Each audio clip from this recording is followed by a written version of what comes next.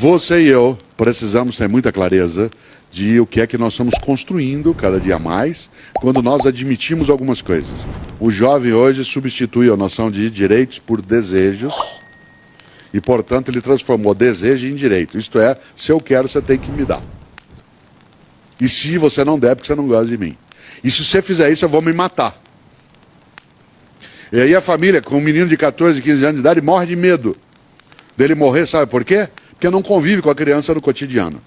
Aliás, tem pais e filhos que não conhecem os filhos. Nós somos a primeira geração de adultos, nas grandes cidades, que sai de casa mais tarde que os filhos.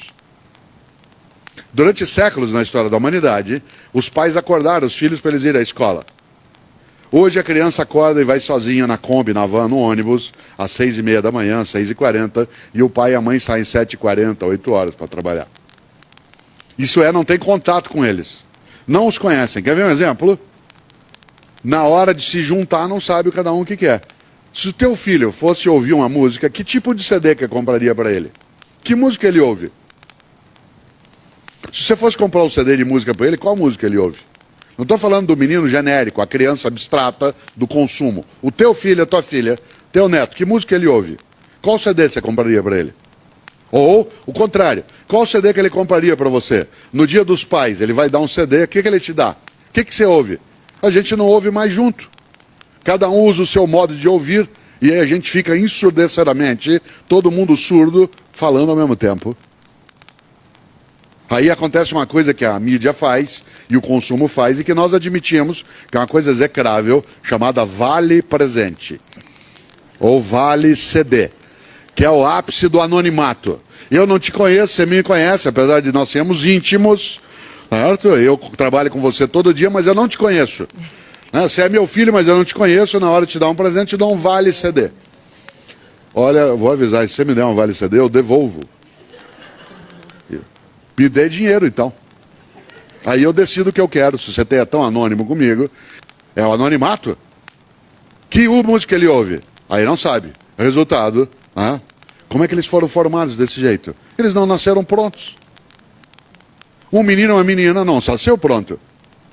E aí é óbvio, nós formamos isso em casa, na educação. O pai e a mãe não encontram. Quando encontram, brigam. Não se juntam mais para comer. Hoje uma refeição é feita várias vezes num fast food, em que ela demora 15 minutos. Aliás, quando ela termina, o pai e a mãe dizem assim, aquilo é bom. Tão bom quando a gente sai junto, a gente precisa sair mais. Quer ver um sinal de doença nossa? Nós saímos todos juntos no final de semana, a família inteira sai junto para comer comida caseira. Se isso não é doença coletiva, o que é? Qual que é a nossa ideia de casa? Aí diz, mas tá vendo? A mídia faz isso. O consumo. A minha filha Carol, que tem 28 anos, ela quando tinha 15, 16, como todo mundo nessa idade, vivia me ameaçando, como pai. Dizia assim, eu vou me matar. Se você não fizer isso, deixar eu viajar, eu vou pular da janela do prédio. Eu falava, filha, pelo amor de Deus, não pula lá embaixo, que eu vou tomar uma multa do condomínio. Eles proíbem de jogar lixo pela janela. Qual era a garantia que eu tinha que ela não ia se matar? Porque eu a conhecia, eu convivia com ela, eu estava com ela almoçando, eu procurava encontrar todo final de semana por um tempo mais elástico, eu partilhava as compras que ela fazia. Em casa eu usava como referência para compra liquidificador.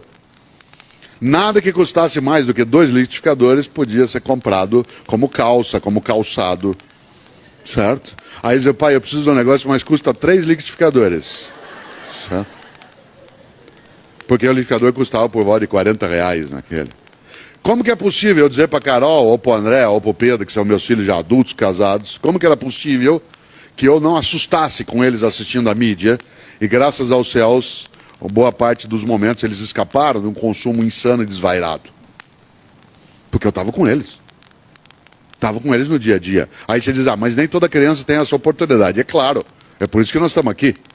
Mas o que eu quero chamar a atenção é que nós temos que inventar modos que não fiquem fixados só na temática da mídia e do consumo. Ela é um corpo docente poderoso, mas ela abre porta onde a gente deixou a porta destrancada.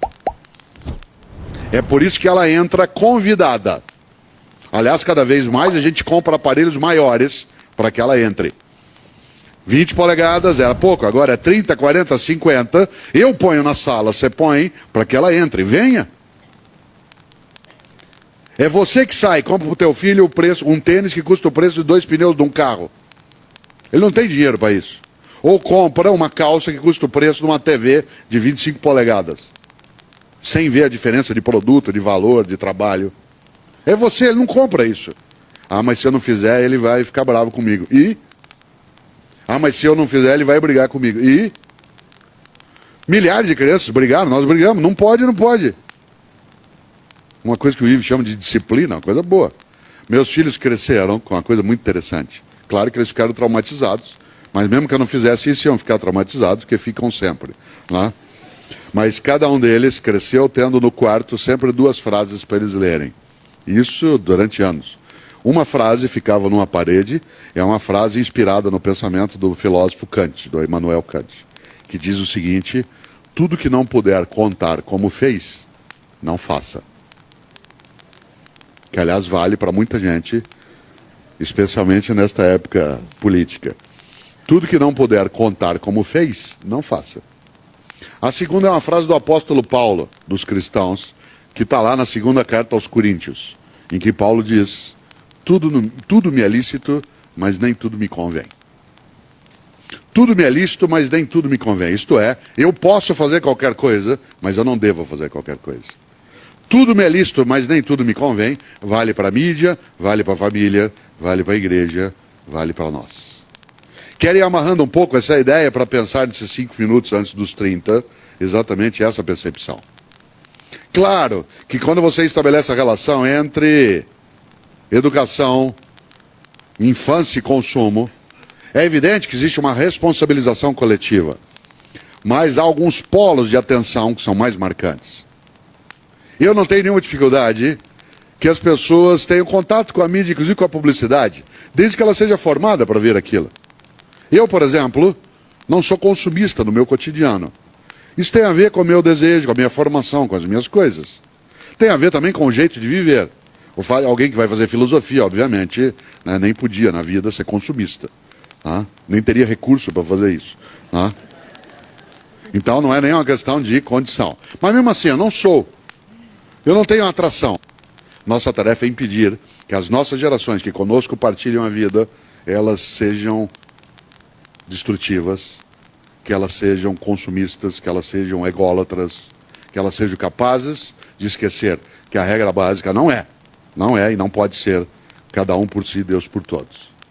Mas a regra é outra, é um por todos e todos por um. Termino de vez com uma frase que termina um livro, até que eu passei hoje para o Ives, que é um livro chamado Qual é a Tua Obra? É um livro que eu publiquei pela editora Voz, que eu gosto muito. Qual é a tua obra? Quando você se for, o que vai ficar? O que você vai deixar? Dado que caixão não tem gaveta, dado que a gente nada leva, o que nós vamos deixar? O que você e eu vamos deixar que não apodrece, não estraga e não será objeto de disputa odiosa? Porque muitas vezes a gente deixa coisa que é objeto de disputa odiosa.